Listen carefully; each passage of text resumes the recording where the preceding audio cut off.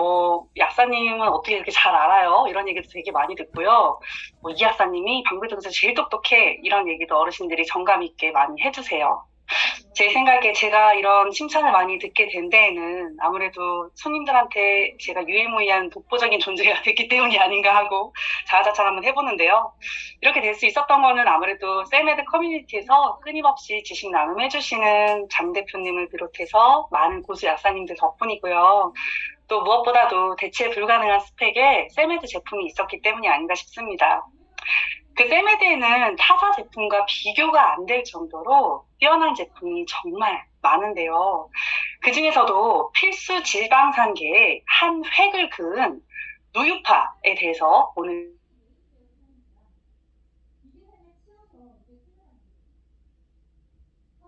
이렇게 좋은 제품 잘 활용하셔서 약사님들의 가치도 유일무이하게 바라는 마음에서 강의 준비했습니다.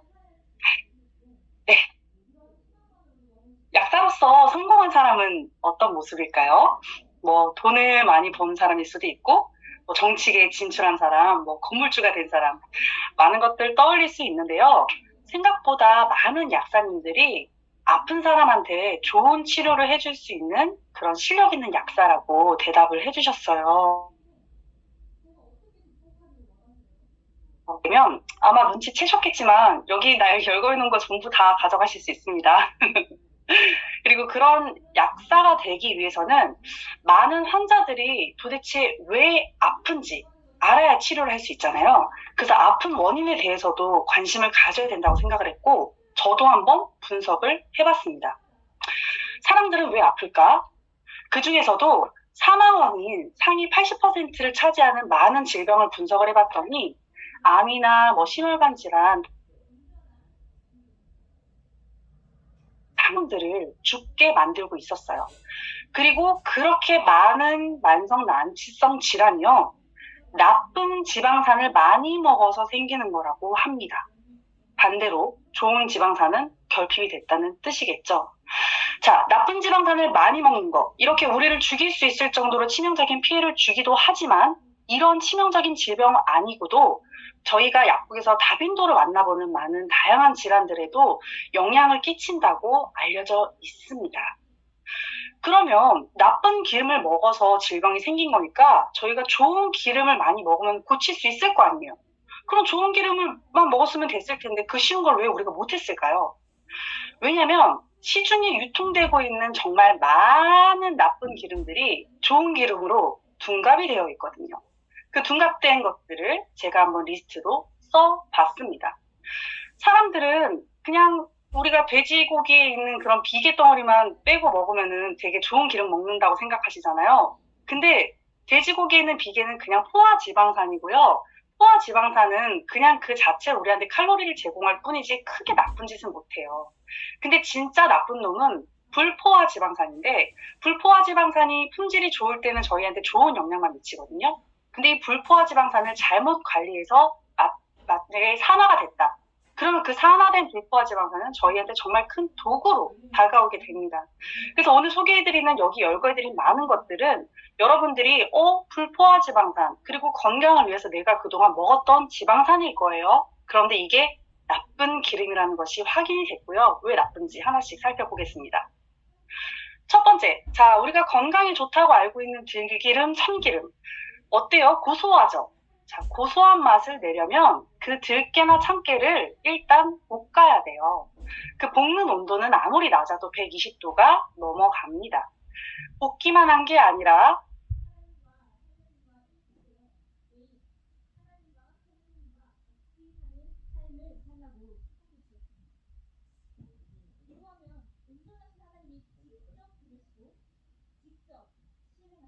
네, 지금, 잠시 네트워크 문제로 약사님께서 지금 종료가 되셨는데, 금방 다시 복구하도록 하겠습니다.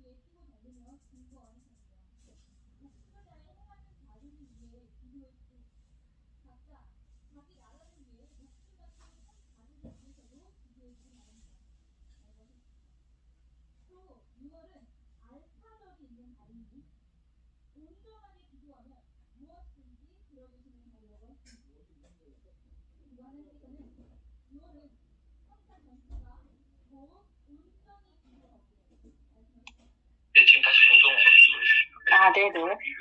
너무 죄송합니다. 제가 있는 곳이 지금 인터넷 환경이 별로 좋지가 않았나 봐요. 그래서 지금 잠깐 끊어졌던 것 같은데 다시 빠르게 진행하도록 하겠습니다. 정말 귀한 시간 내주셨는데 불편하게 해서 정말 죄송해요. 잠시만요.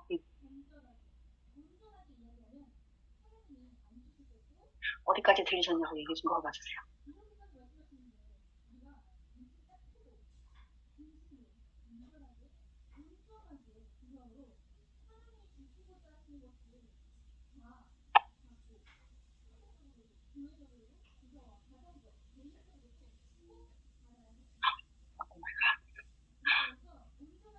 잠시만요.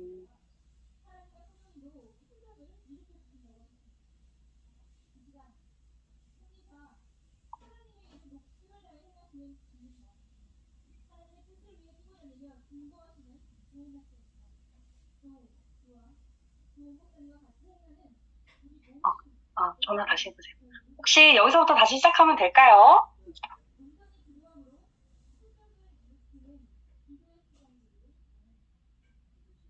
잠시만요. 네.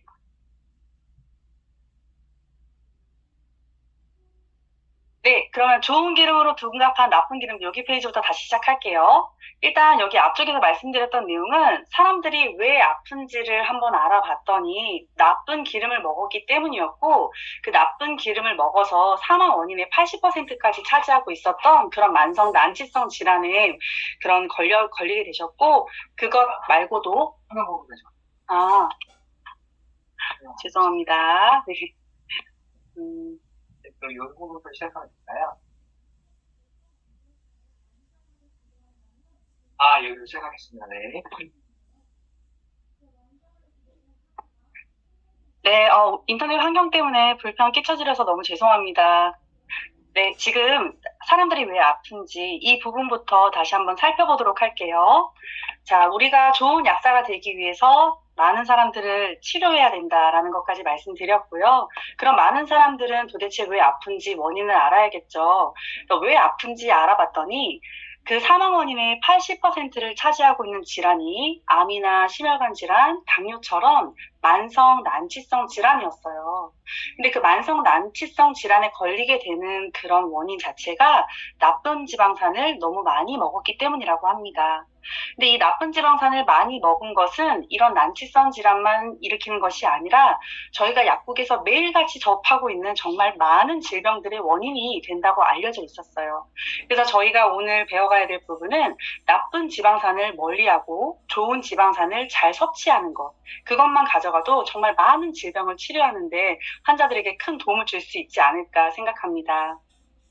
자, 그러면 정말 쉽잖아요. 나쁜 기름 때문에 질병이 걸린 거다? 그럼 나쁜 기름을 안 먹으면 될 거 아니에요. 그리고 좋은 기름을 많이 먹으면 다 치료가 되는 거잖아요. 근데 그게 그토록 어렵고 그렇게 많은 사람들한테 질병이 걸리도록 방치된 이유는 시중에 유통되고 있는 많은 기름들이 나쁜 기름인데도 불구하고 좋은 기름으로 둔갑이 되어 있다는 거죠. 그래서 그 기름들이 왜 둔갑되었는지 하나씩 살펴보도록 하겠습니다. 자, 첫 번째, 들기름, 참기름, 올리브유. 자, 이 세 가지는 저희가 그 식용으로도 굉장히 많이 먹죠. 자, 들기름, 참기름은 불포화 지방산이 많이 들어가 있는 그런 씨앗에서 추출한 기름이라서 먹기만 해도 되게 많이 건강해질 것 같지만 생산 공정을 한번 들여다보겠습니다. 120도 정도의 굉장히 고온에서 한번 볶습니다. 볶아야지만 고소한 맛이 나거든요. 그런 다음에 압력을 가해서 추출을 하게 되는데 그때 가해지는 압력과 마찰열에 의해서 80도 이상 온도에 노출이 된다고 해요. 자, 식물에 들어가 있는 불포화 지방산은 굉장히 열에 약하거든요. 그래서 25도 이상만 올라가도 산화가 됩니다. 그런데 80도, 120도 이상 올라갔다? 여기까지만 들어도 이미 산패가 됐을 것 같습니다. 그런데 그렇게 1차, 2차 손상만 있는 것이 아니라 그 이후에도 굉장히 많은 화학적인 물질로 표백, 탈취 이런 과정을 통해서 화학적 산화와 열에 의한 산화가 굉장히 여러 번 반복이 돼요. 그렇게 해서 만들어낸 결과물 안에는 변성된 불포화 지방산이 굉장히 많이 들어있다고 합니다. 그래서 이런 얘기를 제가 손님들한테 드리면 손님들이 그래요. 아, 나는 그 들기름을 볶지 않은 걸로 생들기름 먹어요. 이렇게 말씀하시는데, 자, 생들기름은 조금은 나을 수는 있어요. 하지만 어떤 점에서만 낫냐면 그냥 처음에 볶았던 120도 과정만 없을 뿐이에요. 그 이후에 80도 고온에 노출되고 또 여러 가지 화학적인 산화에 노출되는 건 똑같습니다. 그리고 마지막으로 올리브유도 굉장히 건강의 대명사 기름으로 알려져 있는데 많은 엑스트라 버진 올리브유가 그 가공되는 과정에서 60에서 80도 정도 고온에 노출이 된다고 해요. 자, 25도 넘어갔죠? 그러면 산화가 됐다고 보시면 됩니다. 두 번째 소개해드릴 기름부터는 진짜 좋은 기름인 척 정말 많이 하는 제품들이에요. 왜냐면 이 기름들은 건강 문제를 해결하겠다고 개발된 제품이거든요. 그 첫 번째로 지금 피쉬 오일이라는 것이 등장하게 되는데, 자, 피쉬 오일을 왜 그런 건강식품으로 개발하게 됐냐면, 에스키모인들처럼 되게 추운 지역에 살고 있는 사람들이 혈액순환이 너무 잘 되는 거예요. 그래서 아니, 저 사람들은 저렇게 추위에 노출됐는데 어떻게 해서 저렇게 혈액이 잘 돌지? 하고 알아봤더니, 역학조사를 했더니, 아, 이 사람들은 그냥 등푸른 생선들을 되게 많이 먹더라. 그러면 저 안에 뭔가 답이 있지 않을까? 하고 파악을 해봤더니 아니나 다를까 그 안에 DHA나 EPA 같은 불포화 지방산이 굉장히 많이 들어있었고 그것 때문에 혈액순환이 많이 됐다라고 결론을 내리게 돼요. 그래서 그러면 EPA, DHA가 혈행 개선에 도움이 되니까 이것만 농축시켜서 우리가 제품을 만들어 볼까? 해서 제품 개발이 시작됩니다. 그런데 이 피쉬 오일을 제품으로 만드는 과정이 일단 첫 번째, 자, 이 사람들 지금 돈을 벌기 위해서 제품을 만들었잖아요. 그래서 EPA와 DHA가 가장 고함량 들어가 있는 머리, 뼈를 추출하게 됩니다. 그 생선 뼈 중에서도 머리 쪽에 가장 오메가3 함량이 높거든요. 그래서 이 생선 뼈들만 모아요. 그 다음에 생선에는 오일 그 분비선이 없기 때문에 그냥 압력만 가지고는 절대 추출이 되지가 않아요. 그래서 얘네들을 열심히 가은 다음에 보글보글 끓여요. 한 푹 고운다는 표현 쓰시죠? 푹 200도 이상으로 푹 고아야지만 거기 안에서 EPA나 DHA 같은 지방산이 추출돼서 나오게 됩니다. 근데 자, 말만 들어도 갈았고 고온에 노출됐고, 자, 원료의 퀄리티 지금 좀 말도 안 되고, 자, 여기에서도 지금 그렇게 느낌이 좋진 않은데 그 다음 과정이 더 압도적이에요. 일단 그 기름에서 추출한 것들을 갈고 끓여놨으니까 얼마나 냄새도 지독하고 불순물이 많았겠어요. 그런 것들을 다 없애기 위해서 일명 정제라는 과정을 거치는데 굉장히 많은 화학적 용품과 열 처리 과정이 추가적으로 들어가게 됩니다. 그 과정에서 내가 건강하려고 먹었던 불포화 지방산은 얼마나 버티고 있었을까요? 생각만 해도 많이 산패됐을 것 같지 않으세요? 그런데 문제는 그것들이 산패가 됐는지 판단하는 기준조차도 우리나라에는 없었고요. 건강기능식품공전에 산패도에 대한 기준은 2019년도 2월에 신설이 돼요. 그 이전에 유통된 것들은 그런 것들에 대해서 검사를 하지 않아도 아무리 산패가 됐었어도 건강기능식품이라고 마크 찍고 판매가 될 수 있었던 거죠. 근데 2019년도에 뭔가 신설이 돼서 그럼 뭐가 달라졌을까 하고 조금 기대하셨을 수도 있는데 결론부터 말씀드리면 그렇지는 않습니다. 일단 이때 추가된 그 세 가지 산패도 검사를 하라고 추가가 됐는데 첫 번째는 산가, 그리고 과산화 물가, 아니시딘가라는 건데요. 이 각각이 뭘 측정하는 거냐면요. 산가는 우리 지방산이라고 하면은 이런 글리세롤 백본에 지방산이 세 개가 붙어 있잖아요. 그게 이제 우리가 알고 있는 지방인데요. 이게 이제 변질이 되게 되면은 여기에서 지방산이 떨어져서 지방산 형태로 분리가 돼요. 이 앞에 있는 이제 kap실기를 측정하는 게 이제 산가를 측정하는 거예요. 그래서 유리지방산이 얼마나 많이 생겼는지를 판단하는 거고요. 두 번째 과산화 물가는 자, 여기에 지금 탄소에 전부 다 수소 결합되어 있죠. 근데 산소에 오랫동안 노출이 되면 이 수소가 산소로 치환이 돼요. 치환이 되면서 굉장히 많은 카복실기가 생기게 되는데 그거로 측정하는 게 이제 과산화 물가라고 생각하시면 되고요. 근데 이 과산화 물가라고 하는 게 초반에는 계속 상승을 하다가 나중에는 요 COH 형태가 아니라 나중에는 COR 형태로 바뀌기 때문에 오히려 수치가 감소하거든요. 산패가 많이 됐는데도 감소한 수치가 돼버리다 보니까 이것을 보완하기 위해서 아니시딘가라는 것을 측정하게 돼요. 아니시딘가는 후기 산패도를 결정하는 수치라고 보셔도 되는데 이런 이제 알데하이드 형태로 결합되어 있는 그런 탄소가 몇 개나 있는지 측정하는 방식이에요. 사실 이론만 봤을 때는 이거 가지고 우리가 산화된 지방이 얼만큼 있는지 그래도 알 수 있지 않을까 하고 기대하실 수는 있는데 실제로 이런 형태로만 산화된 지방이 산화가 될 때 이런 결과물만 생기는 게 아니에요.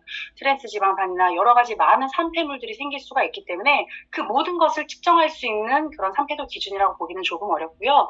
그 모든 것을 측정할 수 있는 기준은 그 HPLC로 굉장히 조건을 까다롭게 잡으면 측정이 가능하다고 해요. 근데 그 조건을 잡아서 실제로 많은 지방이 산화가 됐는지 안 됐는지를 정확하게 판단할 수 있는 기준은 JBK랩 세메드에서 가지고 있고 세메드는 생산하고 있는 전 제품을 그 HPLC 기준뿐만 아니라 여기 표기되어 있는 굉장히 많은 산패 기준에 적합한지를 판단하면서 제품을 출하하고 있습니다. 어쨌든 근데 이렇게 생긴 이 그 산패도에 대한 그 측정 기준을 생겼으니까 다른 그럼 세메드 제품 말고 다른 제품들도 전보다는 그래도 품질 관리가 되고 있는 거 아니에요? 라고 생각하실 수도 있는데 답변 드리자면 아닙니다. 왜냐면 여기에 지금 이제 단서 조항이 하나 붙게 돼요. 이 산화방지제가 첨가된 제품이거나 원료성 제품에만 한한다 이렇게 써있죠. 이 말은 뭐냐면 주성분이 2개 이상이 되는 복합제제들은 측정을 안 해도 된다는 뜻으로 해석이 된대요. 그래서 아마 약사님들 약국에 오메가3 단일제가 아니라 오메가3에다가 뭐 비타민 D 집어넣은 제품, 비타민 E 집어넣은 제품, 그런 제품 아마 사입이 된 적이 있을 거예요. 저희 약국에도 사실 아직도 있기는 한데, 자, 그렇게 오메가3처럼 하나만 들어가 있는 주성분 제품이 아니라 거기에다가 무언가를 하나를 더 집어넣게 되면 주성분이 2개니까 산패도 검사를 하지 않아도 돼요. 그러니까 아무리 산패나 변성이 돼도 시중에 유통을 할 수 있고 건강기능식품으로 인정을 받고 판매가 된다는 거죠. 근데 실제로 우리가 오메가3 제품에는 비타민 E를 되게 많이 넣거든요. 왜냐면 불포화 지방산은 자기가 스스로 산화가 되게 잘 되니까 얘가 산화가 안 되게끔 막아줄 수 있는 항산화제를 많이 추가하게 되는데 그때 선택되는 게 비타민 E예요. 그래서 함량이 보통 우리가 효과를 보기 위해서는 뭐 300, 500IU, 뭐 1000IU 이렇게 먹잖아요. 근데 오메가3에 들어가는 비타민 E는 주성분 표기가 되어 있는 거는 맞는데 뭐 4IU 정도로 굉장히 조금 들어가 있는 거 확인 많이 해보셨을 거예요. 그 이유가 바로 주성분으로 표기를 할 수 있을 정도의 최소치가 3.3 마이크로그램 4IU 정도 되거든요. 그러니까 그 정도로 넣어서 산화방지제 역할로만 하게끔 냅두고 근데 주성분이 두 개인 것처럼 표기를 함으로써 산패도 기준을 피해가기 위한 꼼수라고 생각하시면 되겠습니다. 자, 그런데 그렇게 지금 3패 됐고 이미 안 좋은 거 다 느끼셨을 텐데, 그래도 이 그 생선 피쉬 오일에서 시작한 오메가3 시장이 많은 발전을 거듭하게 됩니다. 첫 번째 나왔던 그냥 자연에 존재한 오메가3 형태는 이 글리세롤이라고 하는 커다란 덩치에 불포화 지방산이 너무 하나밖에 안 붙어 있다 보니까 함량이 낮다라는 한계를 벗어나지를 못해요.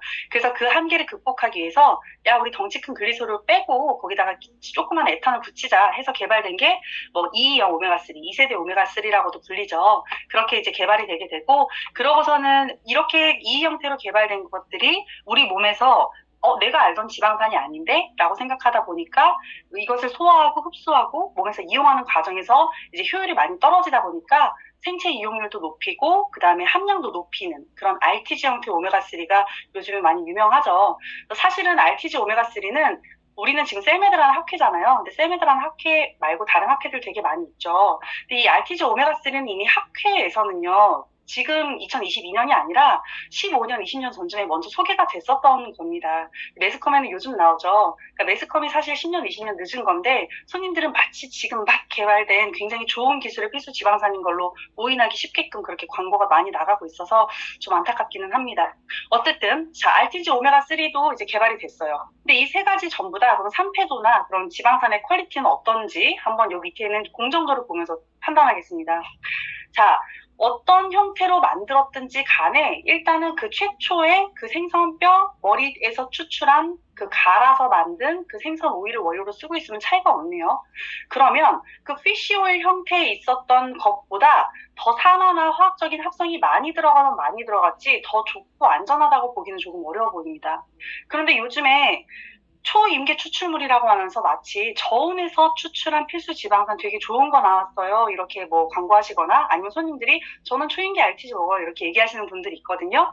자, 그러면 그건 도대체 뭔 내용이냐면 앞에 있는 과정은 다 똑같고요. 중간에 한번 추출하는 과정이 프로세스 중에 딱 한 스텝 들어가는데 그 한 번 추출하는 온도를 40도에서 80도 맞췄다라는 뜻으로 이해하시면 됩니다.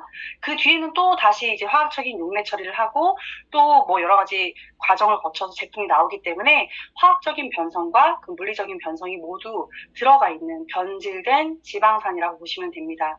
결국 우리가 건강하려고 먹었던 오메가3, RTG 오메가3, 그리고 초임계 추출물까지 모두 우리 건강에는 적이 되는 물질들이었네요.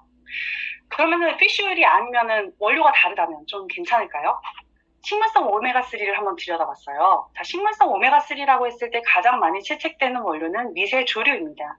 근데 이 미세조류라고 하는 것이 EPA랑 DHA를 스스로 만들어낼 수 있는 능력이 있는 거는 맞는데요. 자, 이 그 원료사 입장에서는 어떨까요? 더 많은 수율을 얻고 싶겠죠? 그래서 그 조류를 그냥 자연에 있는 조류 쓰지 않고요. 유전자를 조작합니다. EPA와 DHA를 많이 생성할 수 있는 형태로 유전자를 조작하고 그 아이들을 탱크에다가 인공 배양을 해서 만들어내는 그런 조류에서 추출한 EPA, DH고요. 그리고 이제 피쉬에서 그 오일을 추출할 때는 고열과 믹서 과정이 있었지만 미세 조류에서 추출할 때는 그 정도까지 고우지는 않아도 되나 봐요. 그래서 약간 온도가 낮은 곳에서 추출한다는 장점이 있을지 모르겠지만 그 뒤에 나타나는 또 여러 가지 화학적인 산화와 열적인 산화, 탈취 작업 뭐 이런 것들은 다 비슷하게 들어간다고 보시면 되겠습니다. 이렇게 해서 우리가 건강을 위해서 먹었던 그런 많은 오메가3가 나쁘구나라는 것을 알게 되셨을 거예요. 마지막으로 식용유. 자, 식용유는 아마 약사님들 그리고 우리 일반인분들 대부분 다 이미 좋다고 생각하지는 않았어요. 근데 생각보다 되게 안 좋아요. 왜 안 좋은지 한번 보여드릴게요. 여기 보여드리는 표는 김영루 약사님 블로그에서 가지고 왔어요. 일단은 자, 우리가 식용유를 만들 때 어떤 뭐 콩이라든지 뭐 카놀라유라든지 이렇게 원료를 가지고 오잖아요. 근데 그렇게 공급이 되는 원료들이 대부분 GMO 원료라고 해요. 왜냐면 생산 원가를 맞춰야 되니까. 식용유 다 되게 저렴하잖아요. 원료라도 저렴해야지 이 사람들도 경영적인 마진이 있겠죠. 그래서 GMO예요. 유전자 조작되어 있고요. 그리고 아까 들깨처럼 한번 볶는 작업 들어갑니다. 그럴 때 120도 정도 가정이 들어가고요. 120도 가열을 하고 난 이후에 이제 먼저 압력을 통해서 추출을 해요. 그때도 이미 마찰열로 인해서 125도 이상 올라간다고 합니다.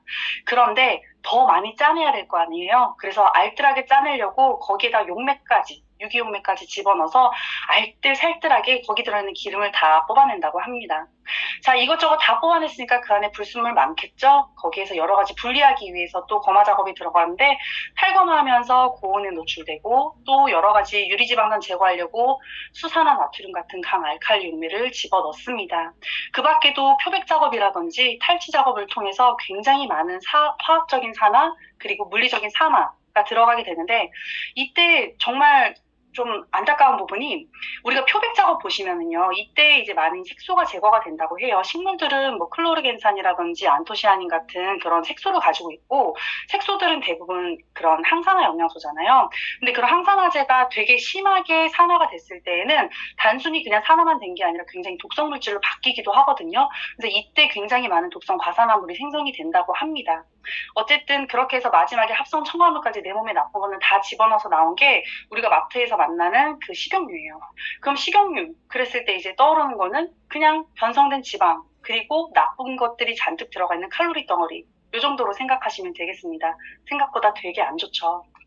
지금까지는 나쁜 기름인데도 불구하고 좋은 기름인 것처럼 둔갑하고 있는 것들을 한번 살펴봤었는데요. 그러면 제가 좋은 기름을 먹으라고 말했으니까 좋은 기름 소개까지 해드려야 될 거 아닙니까? 그래서 제가 진짜 좋은 기름이라고 생각하는 노유파 지방산에 대해서 한번 소개를 해드리도록 하겠습니다. 자, 셀메드에서 제조하는 노유파 지방산은요, 일단은 원료부터 달라요.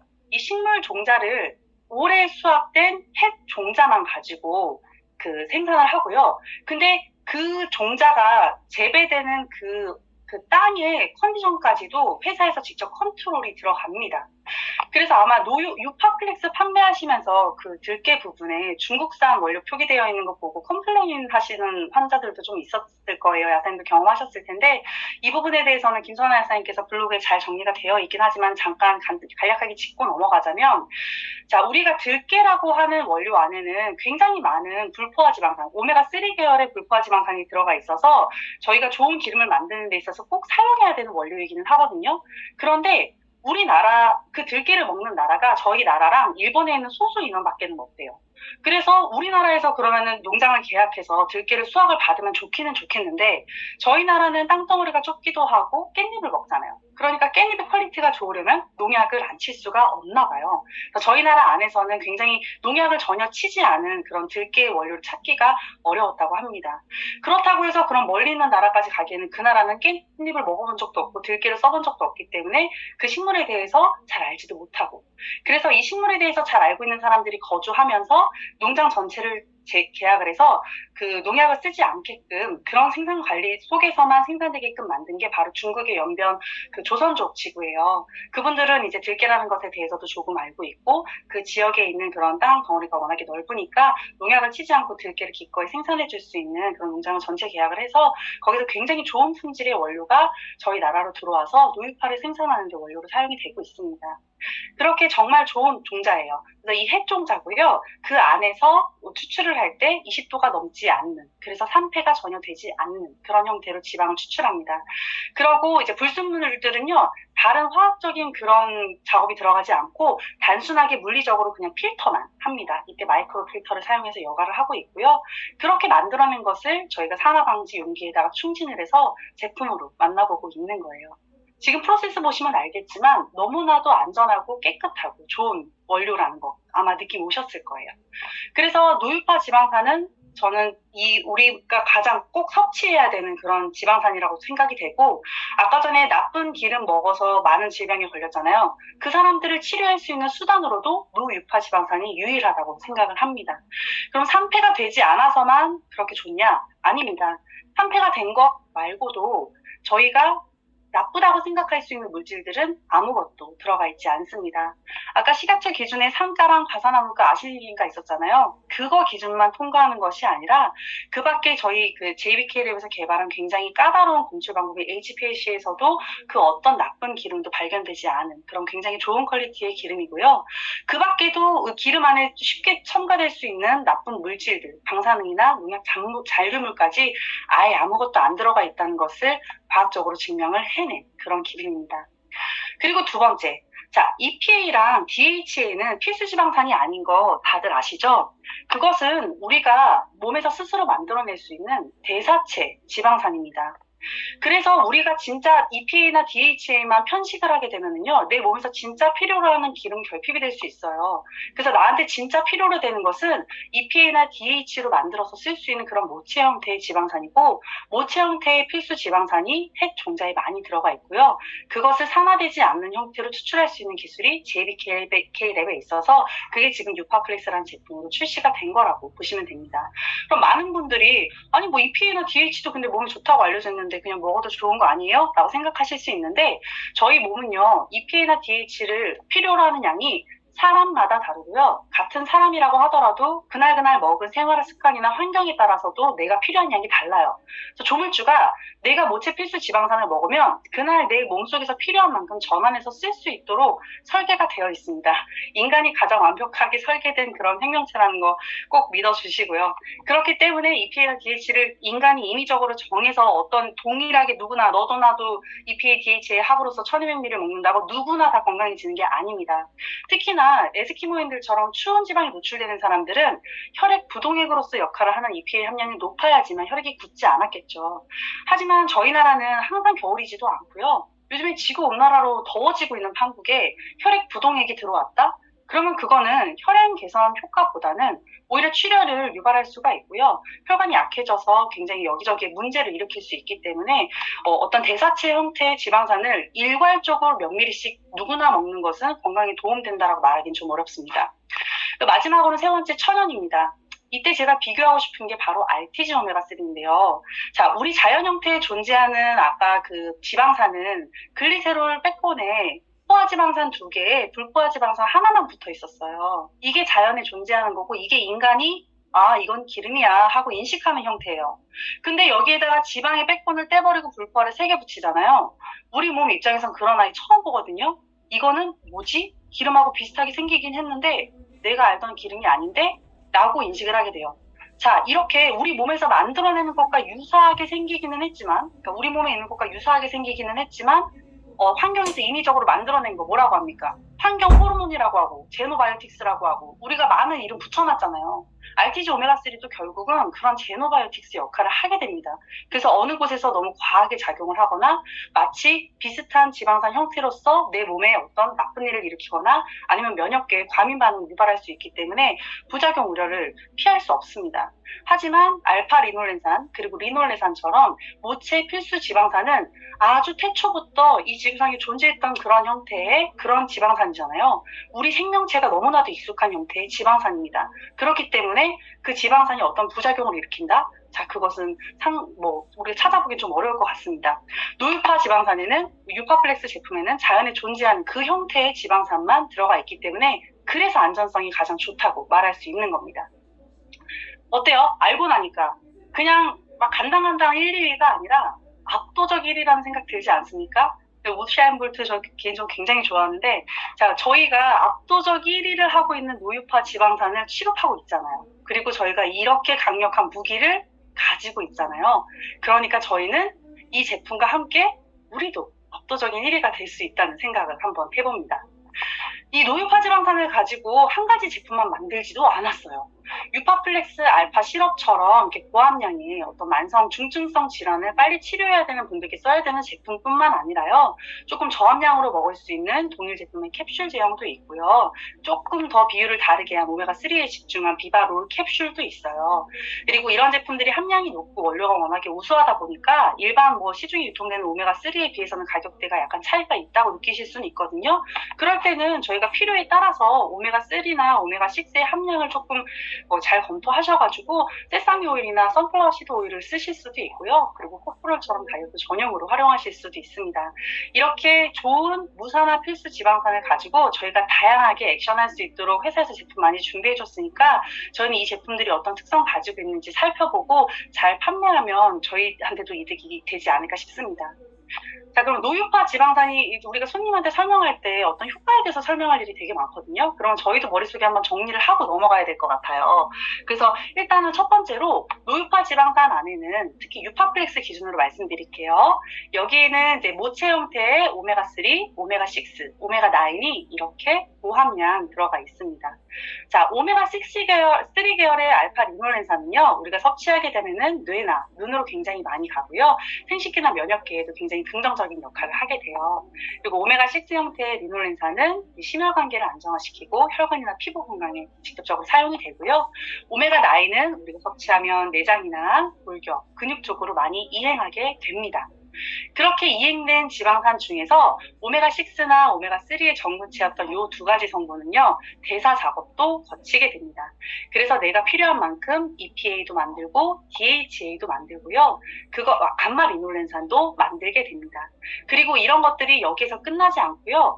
이런 성분들 하나하나가 이제 세포막의 구성 원료로 바뀌게 되는데 그 안에서 적절한 시기에 필요한 상황에 따라서 이제 우리 프로스타글란딘으로 알고 있는 그런 호르몬으로 바뀌게 됩니다. 오메가6의 전구체였던 감마 리놀렌산은 대사가 되면 PGE1이나 2로 바뀌게 되고 오메가3 계열은 PG3 형태로 바뀌게 돼서 여러 가지 그 다음에 생리활성을 나타내게 되는 거예요. 그래서 이 노유파 지방산이 아까 전에는 어떤 조직에 이행이 많이 되는지 우리가 본 건데 사실은 그 조직에 많이 이행될 뿐이지 안 가는 곳이 있는 건 아니에요. 그래서 우리 전신에 다 지금 흡수가 될 거거든요. 근데 그 전신에 흡수가 됐을 때 우리 몸은 전체가 다 세포로 이루어져 있잖아요. 그리고 세포는 세포막이 있고 핵막이 있죠. 세포막과 핵막은 그 안에 굉장히 많은 콜레스테롤과 그런 필수 지방산들이 많이 박혀있단 말이에요. 근데 내가 만약에 산화된 기름을 먹으면 내 세포막이 산화된 기름을 가득 차서 세포막이 딱딱해지고 그 안으로 산소나 영양소가 잘 들어오지도 못하고 그리고 거기에 박혀 있었던 많은 수용체들이 문도 잘 안 열리고 호르몬이 와도 잘 반응 못하는 그런 상태가 됐었겠죠. 그런데 그렇게 딱딱해진 그런 세포막을 우리 노유파 지방산이 건강한 세포막으로 교체하면서 우리 아기 때처럼 유들유들한 그런 형태, 유동성이 좋은 기름으로 만들어주게 되고 그렇게 불포화 지방산이 많은 세포막은요, 세포 내부로 산소나 영양소도 잘 끌어당기게 되고 또 유동성이 워낙 좋으니까 세포막에 무언가 호르몬이 붙었을 때 그 다음에 시그널링도 굉장히 더 잘 이루어지게 되고 그래서 우리 세포막을 건강하게 고친다는 것 자체는 세포 안에 산소를 공급하는 것뿐만 아니라 여러 가지 수용체들이 잘 작용하게 만드는 것도 생각할 수 있고요. 그리고 마지막으로는 세포 안에서는 매일매일 대사 후에 쓰레기가 생기잖아요. 근데 쓰레기도 바깥으로 잘 나가니까 내 몸이 해독, 정화까지 잘 된다고 기대할 수 있겠죠. 그리고 그 밖에도 우리가 세포막이 건강한 세포막으로 교체가 되면 이 세포막이 가장 말단에서 작용을 하는 조직이 우리 피부랑 그런 모발이잖아요. 이런 쪽의 보습력이나 그런 컨디션도 굉장히 많이 좋아지기 때문에 피부 모발 쪽에서도 굉장히 건강이 증진되는 효과를 보실 수가 있습니다. 그리고 호르몬의 전구체로 작용하는 건 아까 전에 우리 프로세스 보셨죠? 오메가3나 6 같은 것들이 PEG 계열로 바뀌게 되면서 PEG는 전신적으로 어떤 혈증이나 염증이나 통증 그리고 심혈관계 쪽으로 작용을 하잖아요. 그리고 여기서 생성된 것들이 서로 조절을 완충을 해주면서 너무 심해지지도 않게 막아주고 또 너무 약하지도 않게끔 조절을 잘 해주고 있습니다. 그리고 이런 노유파 지방산은 콜레스테롤의 원료가 되기도 합니다. 특히 이제 올레산 같은 오메가9이 그 콜레스테롤 원료로 직접 굉장히 많이 사용이 되죠. 그래서 내 몸에서 생성되고 있는 콜레스테롤을 건강하게 교체하는데 이 콜레스테롤은 결국 담즙산의 원료가 되기 때문에 그 간과 담도 기능까지도 건강하게 해줄 수가 있고 그리고 콜레스테롤이 잘 청소가 되니까 혈관, 심혈관계 건강도 증진이 될 수 있고요. 그리고 여러분들 잘 아시겠지만 우리가 만들어내는 성호르몬이나 그런 스테로이드 호르몬의 원료는 다 콜레스테롤인 거 아시죠? 그럼 내가 콜레스테롤이 되게 건강하다? 그럼 그걸 원료로 해서 만들어낸 성호르몬도 굉장히 건강한 그런 양질의 퀄리티가 좋은 성호르몬이나 스테로이드 호르몬은 타겟 조직에 가서도 굉장히 건강하게 잘 작용을 하겠죠. 그래서 요즘에 생리전 증후군이라든지 남성 갱년기라든지 여러 가지 호르몬 불균형으로 나타나는 증상을 잡아주는데도 노유파가 직접적으로 도움이 될 수가 있습니다. 그래서 한번 정리를 해봤어요. 노유파를 먹으면 그래서 어디에 좋냐면요. 아까 말씀드렸던 그런 조직들에 잘 머물고 그 조직들 세포막과 핵막의 컨디션 자체를 다 좋게 만들어줘서 그 세포들 안으로 산소도 영양소도 잘 들어가고 그리고 거기에 쌓여 있었던 노폐물도 잘 청소가 되니까 그 조직의 기능이 다 좋아진다고 보시면 되겠습니다. 그리고 내가 스스로 만들어내고 있는 호르몬의 퀄리티도 굉장히 많이 좋아지니까 여기 표기되어 있는 이 많은 질병들을 치료하는데 직접적인 효과가 있다고 보셔도 됩니다. 그래서 이제 저는 이 유파플렉스를 비롯해서 많은 노유파 제품들을 손님들한테 권하고 있고 판매를 하고 있어요. 제가 어떻게 커뮤니케이션 하는지 한번 공유를 해드리려고 해요. 일단 첫 번째. 자, 제가 유파플렉스를 권해드리게 되는 굉장히 많은 비율의 분들은요, 사실 저 RTG 오메가3 주세요. 이렇게 말씀하시는 분들이에요. 저한테 RTG 오메가3 주세요. 이렇게 말씀을 하시면 저는 일단 여쭤봐요. 아, 그래, 그거 왜 드세요? 이렇게 물어보면은, 아, 그게 뭐, 저기 중성지방 수치도 낮춰주고, 뭐, 혈액순환도 뭐 잘 되게 해준다면서요. 뭐 이런 식으로 본인이 그 제품을 그동안에 먹었거나 아니면 내가 먹어야겠다라고 생각한 이유들이 다 있어요. 그리고 그 이유들은 대부분 다 지금 가지고 있는 건강상의 문제를 해결하기 위한 그런 목적이에요. 그러면 그 손님의 답변을 제가 듣고 이렇게 말씀드려요. 아, 그래요? 그 콜레스테롤 개선도 하고, 뭐, 저기 두뇌 건강 증진 때문에 아마 RTG 오메가3를 원하셨던 것 같은데, 아, 그런데 어쩌죠? 그 RTG 오메가3가 실제로는 그런 건강에 도움을 주지를 못한대요. 라고 하면서 제가 아까 전에 보여드렸던 그 생산 프로세스를 한번 보여드리세요. 원래 이 오메가3라고 하는 것이 우리 몸에 효과를 나타내기 위해서는 전혀 산화되지 않은 형태로 존재를 해야 되는데 어때요? 여기 보시니까 열도 처리하고 화학적인 첨가물도 많이 들어가서 굉장히 많이 산화가 되고 변성이 되어 있대요. 근데 그것을 다 확인할 수 있는 기술이 아직 우리나라 전 제품에는 적용이 되고 있지 않아서 제가 아무리 좋은 오메가3를 드린다고 하더라도 건강상에 그 생각하셨던 효과를 보실 수 있다고 말씀드리기가 조금 어려워요. 그래서 저는 저와 저희 가족이 먹고 있는 오메가3가 있거든요. 그걸 보여드려도 될까요? 이렇게 물어봐요.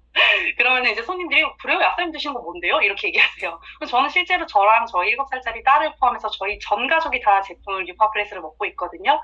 그래서 제가 경험하는 것을 다 감미를 해서 아, 이 제품은 완전히 산화되지 않은 필수 지방산인데 옛날에는 이 필수 지방산을 산화되지 않은 형태로 추출하는 기술이 없었대요. 그래서 옛날에는 없었거든요. 그런데 요즘에 굉장히 좋은 기술로 이걸 만들어냈고 함량도 굉장히 좋고 그러면서 이제 그 이후에 오메가 유파플렉스에 대한 장점을 많이 설명을 드리고 있고요.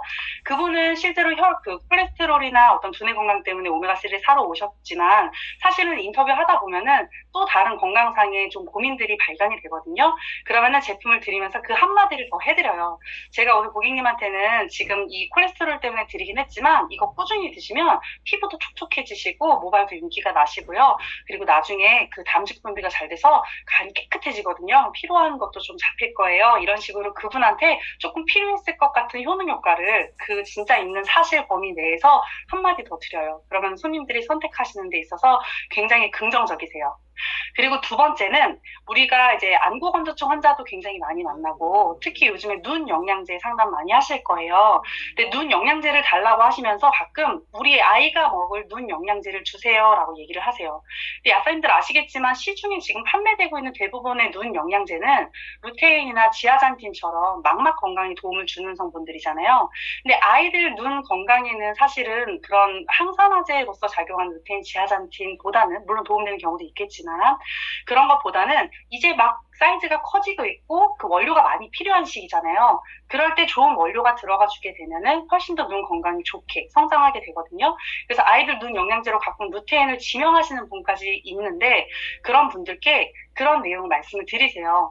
루테인 지아잔틴은 아이 눈 성장에 직접적인 도움을 주는 성분은 아니고요.